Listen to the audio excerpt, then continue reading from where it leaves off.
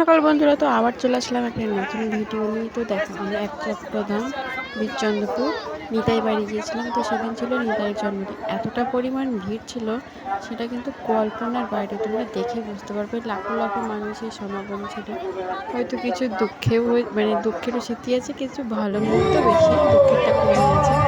দেখো, এটা হচ্ছে আমি শেষ করেছিলাম, কারণ 12টা যেহেতু বেজে গেছিলো, সেহেতু দেখো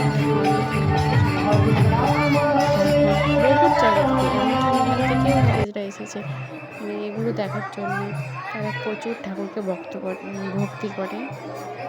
তো ভালো মুহূর্ত শেয়ার করলাম কিছু, আর কিছু খারাপ কি মানে লোকের ঠেলাঠেলি এইসব অনেক। আর এর মাঝখানে যেন কী হয়েছে, আমার ছোটো মেয়ের জুতো হারিয়ে গেছে। মেন ব্যাপার হচ্ছে এটা, জুতোটা হারিয়ে গেছে। এটা হচ্ছে খারাপ লাগা হয়েছে, একটু মন খারাপ হয়েছিল। কিন্তু মন খারাপেও অতটা কিছু মনে হয়নি, কারণ আমরা সেদিন সারাদিন সেদিন প্রচুর পরিমাণে ঘোরাঘুরি করেছি, অনেক জায়গা ঘুরেছি। শান্তি হয়েছে, দেখে বেশ ভালো লেগেছে।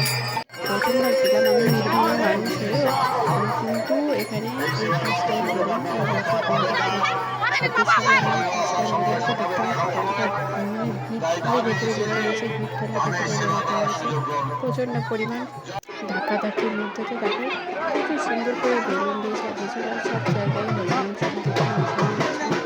তোমরা দেখো, পরের বার যাবো যখন, তখন ভালোভাবে ভিডিও করে নিয়ে আসবো। তো ভিডিও করার সুযোগ পাইনি।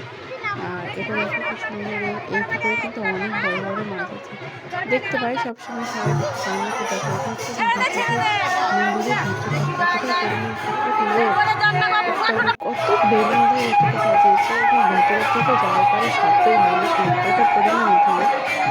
এই বাচ্চা নিয়ে গেছিলাম, আমি ভেতরে ঢুকতে পারিনি, এতটা ভিড়, এতটা কল্পনার বাইরে। তোমরা দেখে বুঝতে পারছো।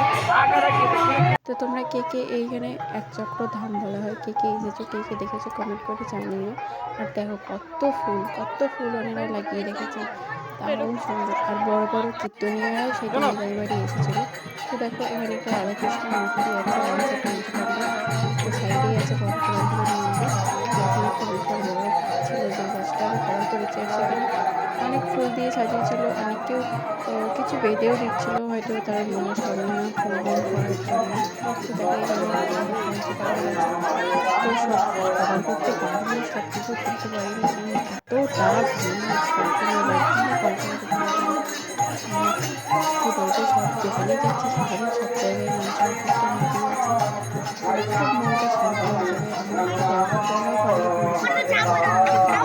মানে দেখতে চাও, বা কীভাবে কী যেতে হয় সেটা জানতে চাও, তাহলে আমাকে বলো, আমি অবশ্যই জানিয়ে দেবো। আর এটা হচ্ছে দক্ষিণ গ্রামের যে গোসাই বাড়ি আছে, তো সেখানে হচ্ছে মৎস্য খাওয়ার নীতি।